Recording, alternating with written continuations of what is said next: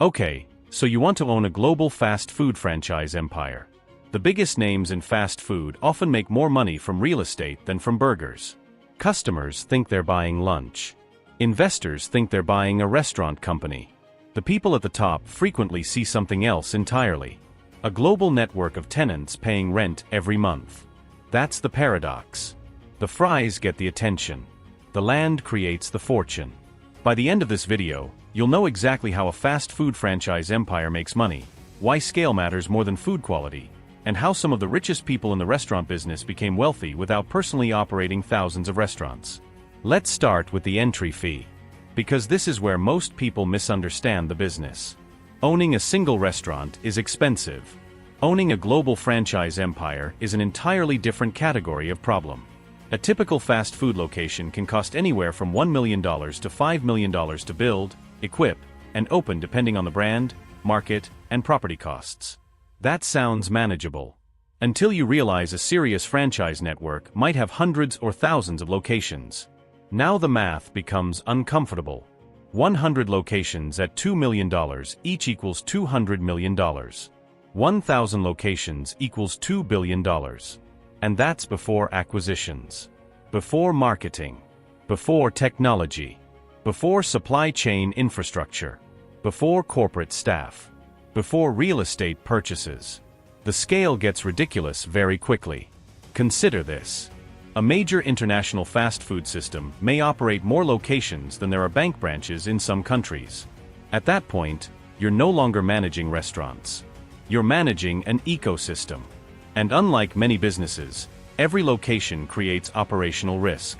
One bad store affects a neighborhood. 100 bad stores affect a brand. 1,000 bad stores affect shareholder value. This is why large franchise systems become obsessed with consistency. Not perfection. Consistency.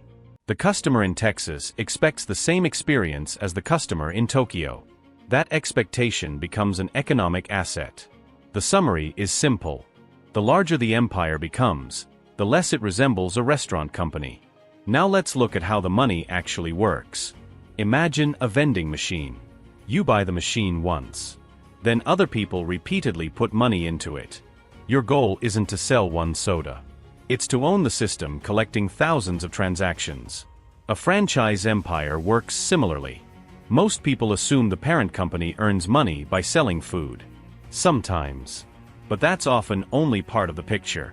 The real business usually involves 3 revenue streams: franchise fees, royalties, real estate. Let's simplify it. A franchisee invests their own money to build and operate a restaurant. They hire staff. They manage inventory. They deal with local problems. Meanwhile, the parent company provides branding, systems, recipes, training, technology, and marketing support. In return, the franchisee pays ongoing royalties. The industry term is franchise royalty revenue. It's one of the most attractive business models ever created. Why? Because somebody else provides much of the capital. Somebody else manages daily operations. Somebody else worries about staffing shortages. Yet the parent company still receives a percentage of sales. Not profits. Sales. That's an important distinction. If a franchise owner has a difficult month, the parent company still gets paid. The empire sits one layer above the chaos. And that layer tends to be extremely profitable. Then comes the real estate. This is where the economics become interesting. Many major franchise systems buy or control the land beneath locations. The franchisee pays rent. The corporation collects it. Suddenly, the business is no longer just selling food. It's collecting recurring payments from hundreds or thousands of operators. The burger becomes secondary. The property becomes strategic. That's why some restaurant companies behave more like landlords than chefs. The public sees a cheeseburger. The owner sees a lease agreement. Now for the hidden layer. Because this is where fortunes are actually built. Most people think fast food companies compete through food. They do. But not primarily. The casual observer sees menu items.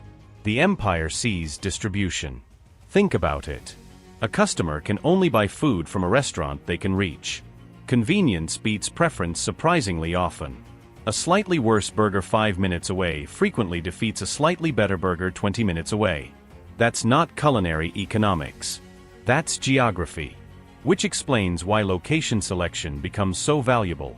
The best franchise systems treat site selection almost like a science. Traffic patterns, population density, income levels, commuter flows, drive-through capacity, delivery coverage, parking access, visibility. Everything gets measured. Not because executives enjoy spreadsheets. Because small location advantages compound for decades. A restaurant generating an extra $500 per day earns approximately $182,500 more annually. Across 1,000 locations, that's over $182 million. Tiny differences become enormous outcomes.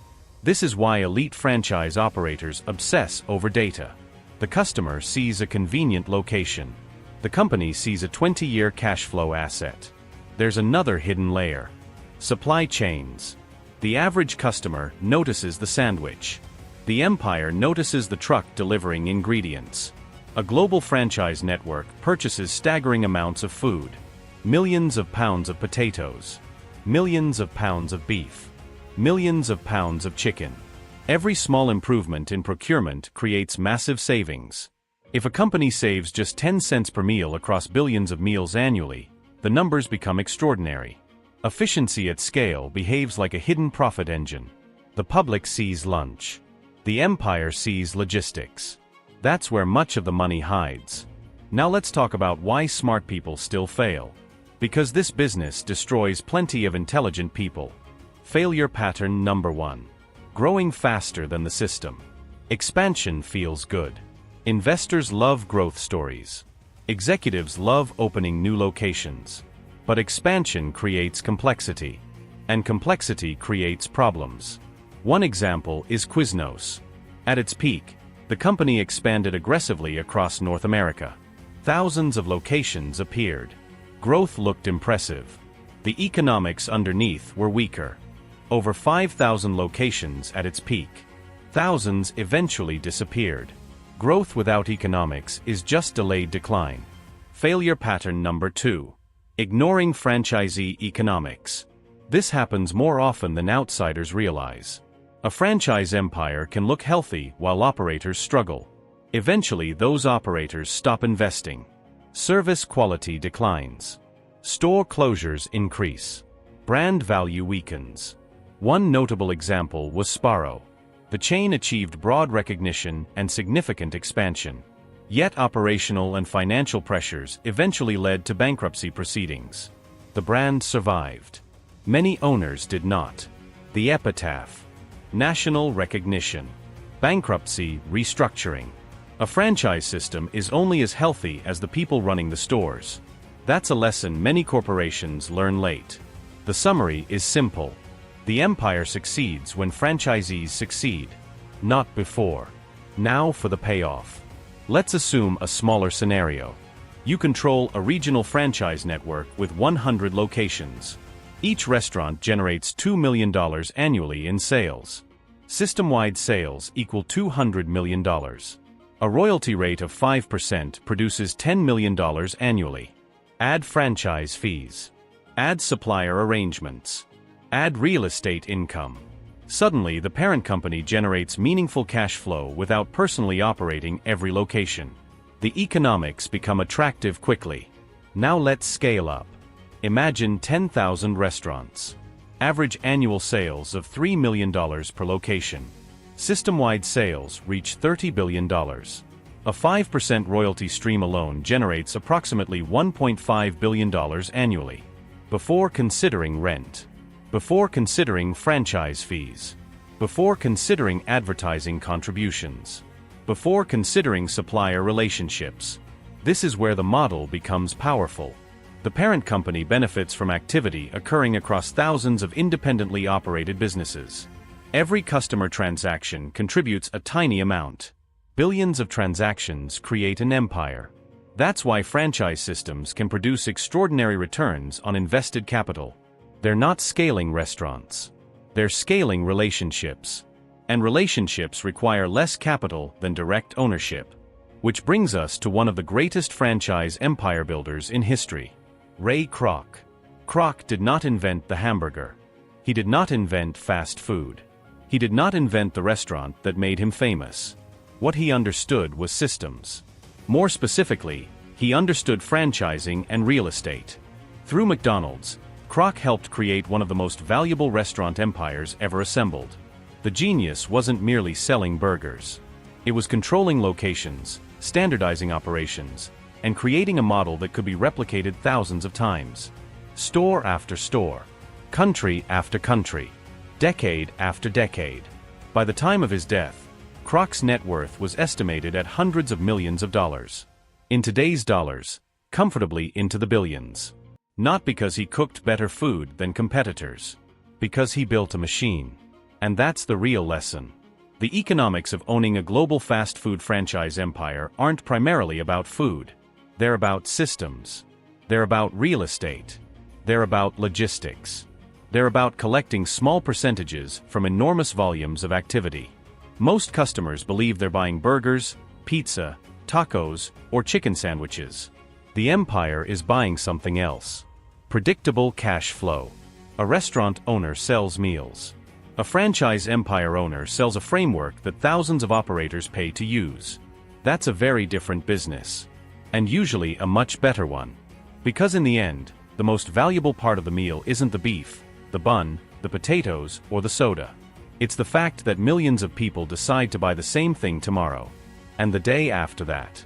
And the day after that. Repeated across thousands of locations. For decades. That's how a restaurant becomes an empire.